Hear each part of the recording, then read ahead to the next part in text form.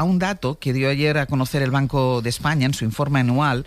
Es un informe en el que analiza la situación de la economía española, los retos que tiene pendientes, y nos ha llamado mucho la atención como alerta del aumento de los trabajadores que están de baja.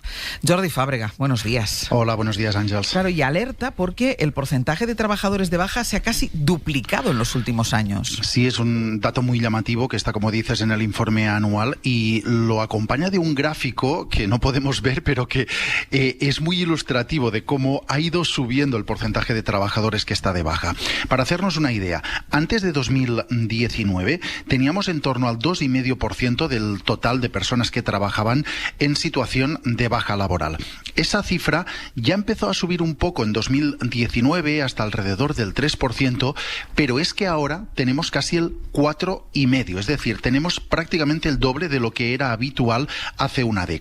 Y este crecimiento de las bajas laborales es generalizado. Se da en trabajadores de todas las edades, se da en todos los sectores y se da en todas las provincias. ¿Y que haya más personas de baja es algo que incluso se da en prácticamente todos los países europeos, no solo en España. Pero es verdad que aquí en España el incremento es muy superior al que podemos ver en Alemania, en Francia o en Portugal, por ejemplo, donde es alrededor de un 3,5%. El número de trabajadores que están de baja en España, insisto, es el 4,5% prácticamente. Lo que te quería preguntar, ¿y cuáles son las razones de este incremento? ¿Cuáles pueden ser?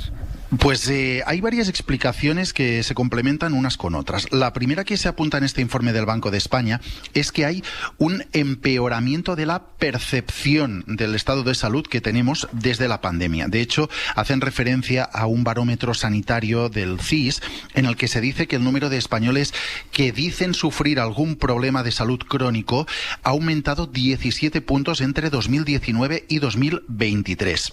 También hay que tener en cuenta que cada vez tenemos una población más envejecida y, por tanto, un mercado de trabajo más envejecido. Hay más personas que trabajan, que superan los 55 años, y eso también condiciona estos datos de bajas laborales. Y luego hay otro factor que tiene poco que ver con la salud, y es que históricamente, cuando se crea empleo y cuando el mercado laboral está fuerte, por decirlo de alguna manera, hay más bajas, hay más personas de baja. Es decir, que cuando el paro sube, tenemos más reparos en coger una baja por miedo a perder el empleo, y eso también es uno de los factores que puede estar detrás y que se apunta en este informe como causa de este incremento de las bajas laborales. Y todo esto, Jordi, entiendo que tiene coste tanto para la seguridad social como para las empresas. Sí, y ese coste, por ejemplo, lo cuantifica el Banco de España y dice que ha aumentado casi un 80% en 5 años. El coste de pagar las prestaciones que paga la Seguridad Social por las bajas, por la incapacidad temporal,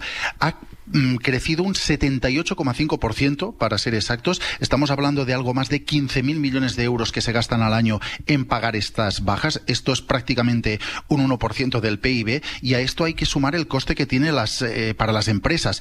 Un coste directo que también se ha incrementado, en este caso, un 63%, y que le supone gastar unos 4.600 millones de euros al año. Hay que tener en cuenta que para las empresas, en algunos casos, hay un coste en el complemento al pagar el complemento de estas bajas, pero es que además en algunos casos tienen que contratar sustitutos y eso también aumenta sus costes.